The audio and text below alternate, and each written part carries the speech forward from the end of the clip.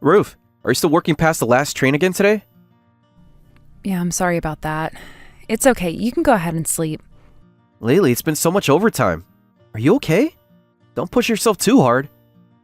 Thank you, but I'm fine. Once this busy period is over, I think things will settle down for a while. I'm glad to hear that. For dinner tonight, I tried making a medicinal recipe to help you recover from your tiredness. I made sure the dishes aren't too heavy on you before bed. Wait, medicinal recipe? What's that? Since when did you learn to make something like that? Well, you've been so busy lately and not around much, so I decided to use that time to study. I just wanted to help you, even if it's a little bit. Really? Oh, thank you. I feel bad for leaving you so many household chores. We always said we'd share everything since we're both working, but still. Isn't this what a marriage is for, though? To support each other, especially in times like this. And this project of your boss, Jackson, it's the last one you'll be working on together, right? Yeah, he's transferring in a month. It's amazing that he's moving to the head office, and I'm happy for him, of course, but I've always worked under him, so it's going to be lonely. You want to make sure that even after Jackson leaves, you'll be okay, right? Don't worry about the housework for now. I'll take care of it for a while. You don't need to apologize. Luke, I really am so lucky. I'm so glad you're my husband. I'm only kind, that's about it. That's not true at all. You're serious about your work too, and everyone at the company really respects you. I remember at your company's barbecue, one of your subordinates told me how much they admire you. They said you're not only capable at work, but also have the best personality, and they respect you most as a boss. They're probably just trying to be nice to me. Your humility is one of your best qualities. It's embarrassing. I don't know how to respond when I'm being praised like that. Just you making such delicious meals for me is enough. Oh, sorry, I need to get back to work soon. I understand, but I know you have a lot of things you want to get done. Just don't overdo it. Yeah, I'll be careful, but you too. If you're tired, don't push yourself too much. Make sure to take care of your own time.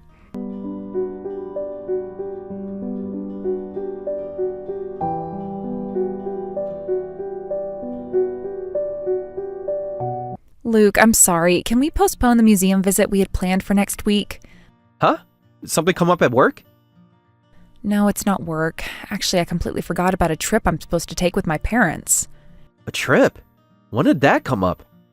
It was planned quite a while ago. My dad's turning 60 and they wanted to take me on a trip to celebrate. I totally forgot about it. It's fine. The exhibition I wanted to see is running until the beginning of next month, so we can go then. Thank you so much. I'm really sorry for the last-minute change. It's no problem. I've been wanting to meet your parents too, so it works out. But the trip's just going to be the three of us. Wait, you and your parents only? Yeah, I thought it might be better if you didn't come. Just the three of us. I thought it'd be nice for them to have some family time without worrying about you. I see. Got it.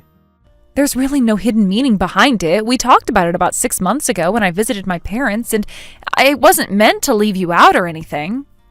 I know, but I wish you told me earlier. Sorry, I just got busy and forgot about it. You know how hectic things have been for me lately. I'm not blaming you. It's just that lately, we've hardly been spending any time together, and I thought we maybe get a chance to spend the weekend together for once. Well, after I finish up with this work, I'll be free for a while. That's true, but was I the only one looking forward to us going out together? It's not that, but lately, don't you feel like you've been kind of relying on me? Relying on you? What do you mean? I mean, even after we got married, you always want to go places together. It feels like you haven't really settled into things yet. I've been thinking maybe you could calm down a little bit. I don't think it's a bad thing for a married couple to go out together, but I didn't force you into going to the museum either. You said you didn't have any plans, so I thought it would be a good way to unwind. I don't need that kind of consideration, though. I'm sorry if I've been making things feel like a burden. Just give me some space for a while. I don't want you to feel like you have to do everything for me or make these special meals that end up feeling like I'm being scolded for something. That's not how I meant it at all. I know it's not how you meant it, but that's how I feel sometimes. Just for now, I don't want anything from you. Okay, I understand, but there's one thing I want to ask you. What is it? When I took the suit to the cleaners, I found a receipt from an obstetrics and gynecology clinic in the pocket. I got worried, thinking maybe you've been feeling unwell. I haven't been sick. I just went for a routine checkup. Don't go digging through my pockets for trash like that. Sorry. I'll handle my own things from now on. Please don't touch any of my personal things. Even if you're not around, I can take care of everything by myself.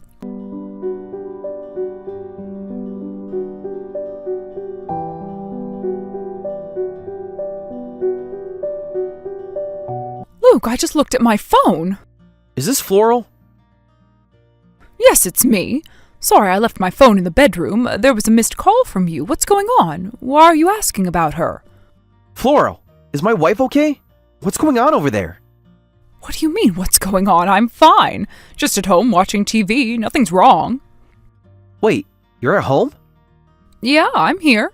I was planning on ordering takeout for dinner tonight, so I've just been resting, watching TV. But what about the trip you guys are supposed to be going on? The trip? What are you talking about? Today was supposed to be this family trip, right? You know, the 2-day, 1-night trip we had planned? There's no trip planned. What are you talking about? There was never any family trip. Ruth said she was going on a trip with you and your father, and that she was leaving today. Are you telling me there was no trip at all? No, Ruth told me she was leaving with you and your father for a family trip, but that's not true, is it? I had no idea about this. She lied about it? She wasn't really going on the trip? It's possible that everything she said about the trip might have been a lie. I don't know why she would lie, but it seems like there's something strange going on here. I can't believe this. She told me she was going on a family trip. Why would she lie about something like that? I don't know, but I think we need to find out what's going on. I'm going to try reaching her, but if she's not on a trip, then where is she? Why hasn't she been responding to my messages? Wait, she said she was going on a trip, but now it sounds like she might not even be on her way. That's really strange. It's all a bit too confusing. Maybe it's nothing. Maybe she's just been busy, but it doesn't add up. I don't know why she would lie about something as simple as going on a trip. This isn't like her. Did you try contacting her? Have you gotten any response? I did try reaching her earlier, but I haven't heard anything back. I'm starting to get worried. There's a big news update about an earthquake where she said she was going, so now I'm really concerned. If she really was on her way there, it could be serious. What? Where exactly did the earthquake happen? Are you sure she's okay? I don't know. The news just said the earthquake struck near the area where she was supposed to be. I haven't heard from her, so I'm really scared. I'm going to try calling her again. I have to know she's safe. Okay, I'll help. Let's keep trying to reach her, and I'll try and gather as much information as I can about the situation. Please stay calm. If she really is near the epicenter, then it's really dangerous. We have to stay positive. She might be fine, just ain't able to get through because of the situation. I understand. I'll do the same and see if I can find any more information. If anything happens, I'll let you know right away. Thank you. I know we don't know for sure if she's really in danger, but if she is, I just wanted to be there for her. I'm really worried. I understand. I'll help however I can. Don't worry, let's just try to stay focused and keep in contact. I'm sure she's okay, but we have to make sure. I'll keep trying to contact her. Just hope everything is all right. Okay, Luke, stay strong. If you hear anything, call me. I'll be here and we'll get through this together.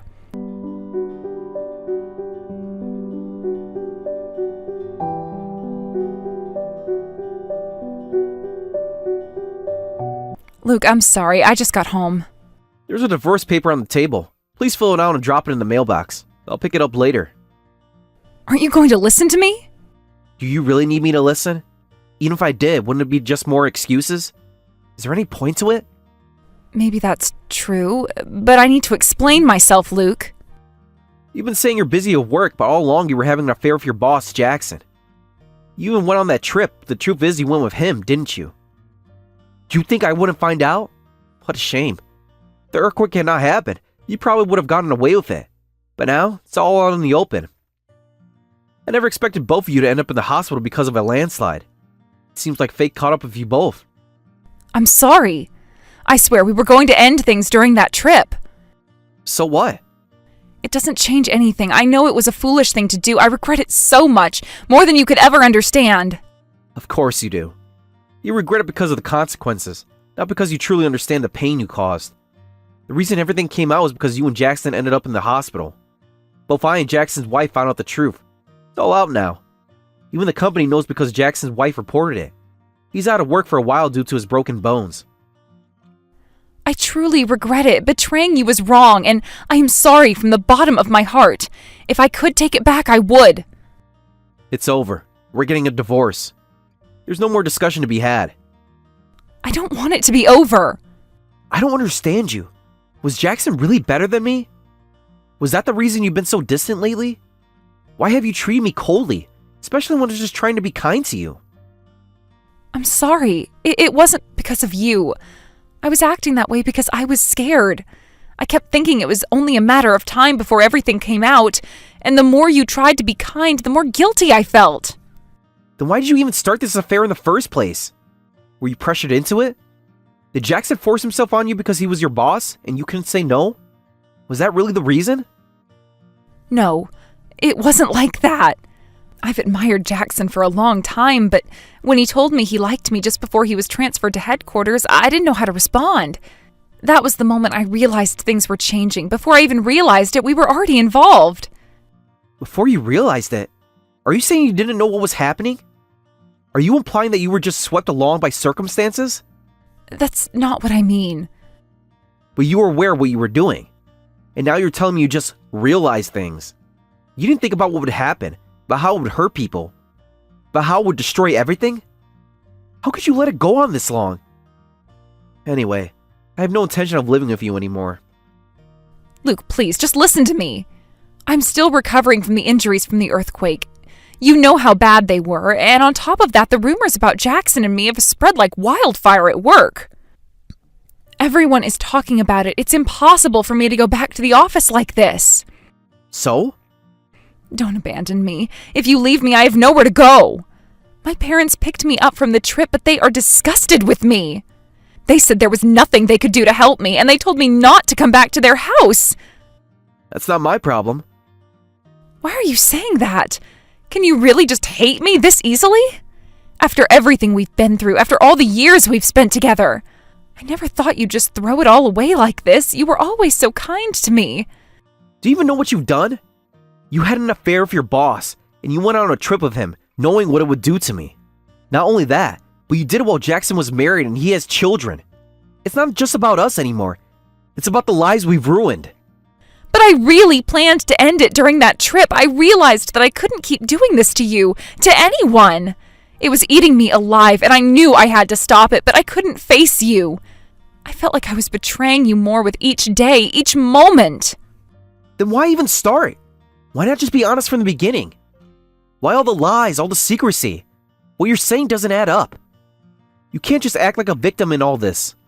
You've caused more damage than you realize, and you keep apologizing without understanding the full scope of the consequences. I'm sorry. I can't take back what I've done, but I am truly sorry. I don't expect you to forgive me. I don't even deserve forgiveness, but I am truly sorry. Apologizing won't change anything. You've already done the damage. And honestly, feels like nothing you can say fix it. It sounds horrible, but I looked at the receipt from the gynecologist's office again. You were taking birth control pills. That's because I thought about it in case anything happened, in case the worst happened. Thinking about it just makes me feel sick. You had an affair and now you tell me you were preparing for it? You were living a double life, pretending to be so busy with work while secretly having an affair and planning trips with him. Do you really think I could ever forgive you for that? But you were always so kind to me. You were always the one who took care of me. You were always there when I needed you. You were the one person I could always count on. And the one who betrayed me was you. You took my kindness and my trust and threw it away. You destroyed everything we had. You tore apart the very foundation of our relationship. I'll never do this again. From now on, I'll make it up to you. Everything you've done for me, I'll repay you tenfold. Please don't leave me like this. I can't go on without you. I can't face the world knowing I've lost everything. So now I'm the one who's supposed to stay? You've been saying for months that you wanted space. You've been telling me you needed to be left alone. And now, when everything is falling apart, you expect me to pick up the pieces? Do you even realize how much I've been hurt? No, that's not what I meant. I didn't want to push you away. I didn't want to hurt you, but I don't know what else to do. When you were so kind to me, it made everything worse because I knew I didn't deserve it. But I'm the one who's been hurt. And yet here you are, asking for more. Do you not see how much damage you've done? It doesn't matter what you say anymore. I'm done. But I can't live without you. Please, Luke, don't leave me. I can't be alone. Without you, I have nothing. I'll repay everything. I swear I will. You said you could do everything without me. You've been telling me for so long that you didn't need me, that you wanted me to leave you alone. Well, I'll do just that. From now on, I'll stay away. You won't have to deal with me anymore.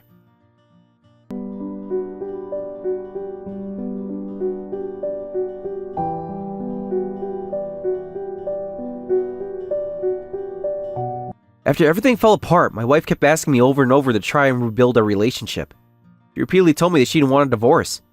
She was desperate, but at that point, I was completely certain that I had no intention of trying to fix things with her.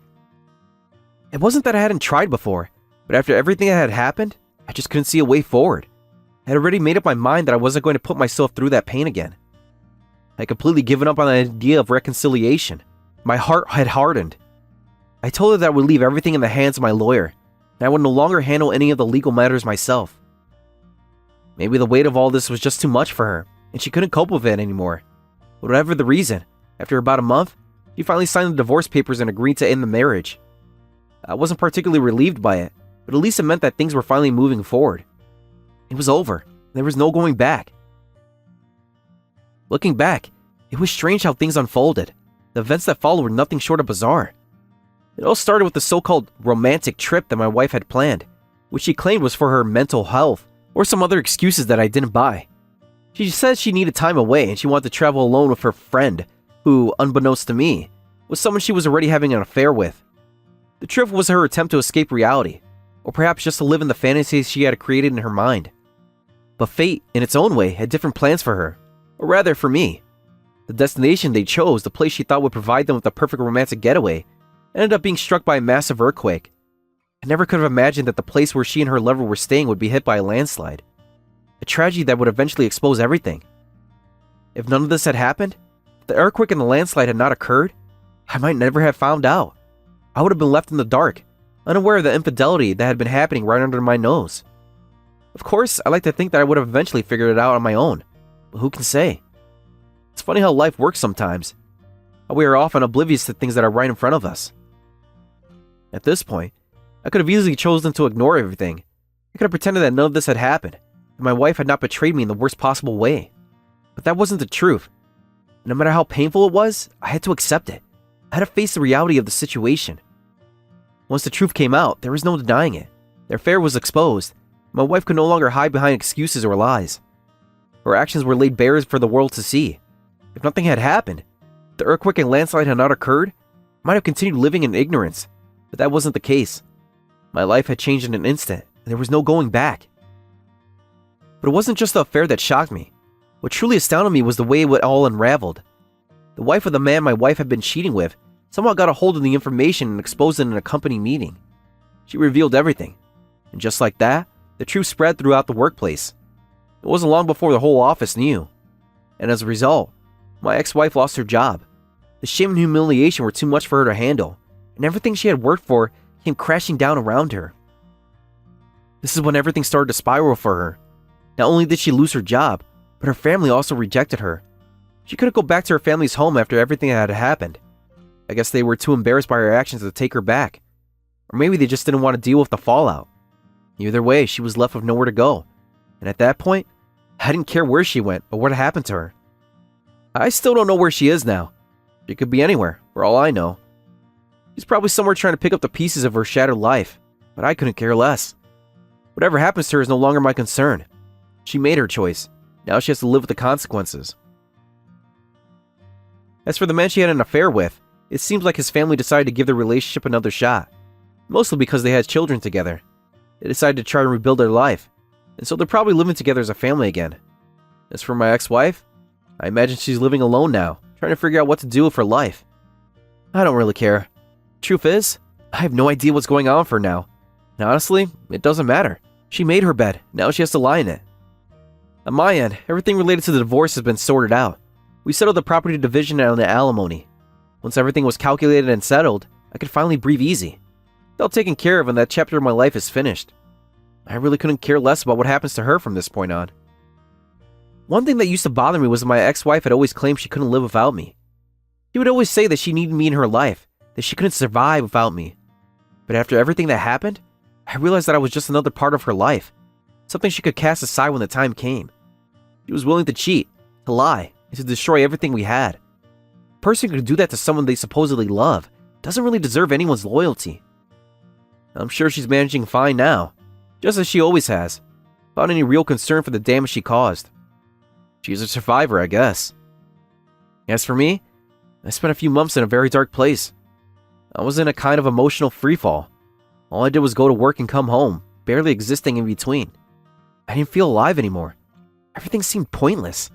I didn't care about anything, and the joy I once found in life was gone. It was a struggle to get through each day. There were times when I thought about giving up entirely, when the weight of everything was just too much to bear. Somehow, I kept going. I couldn't explain it at the time. There was a small part of me that refused to let go. But eventually, things started to get better. Slowly, people started to reach out to me. Family, friends, even colleagues. They all offered support in their own way, and I began to realize that I wasn't alone as I had felt. Gradually, with time and the help of those who cared about me, I started to pull myself out of that dark place.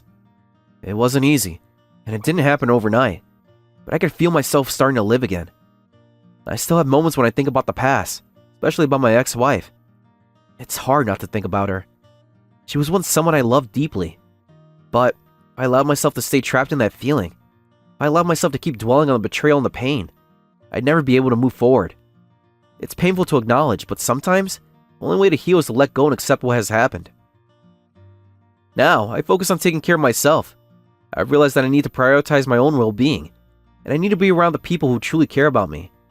There are still good people in my life, people who have supported me through this all, and I intend to cherish them. I've learned the importance of honesty, integrity, and looking forward instead of dwelling on what's behind me. I don't know what the future holds, but I know one thing. I believe that when something bad happens, something good is bound to follow. It's a belief I've held on to throughout this entire process.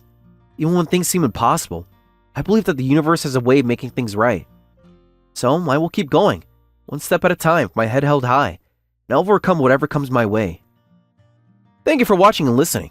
We hope you enjoyed the video. Don't forget to like this video and subscribe. Also, feel free to leave a comment about what you thought of the story. We look forward to seeing you at the next story.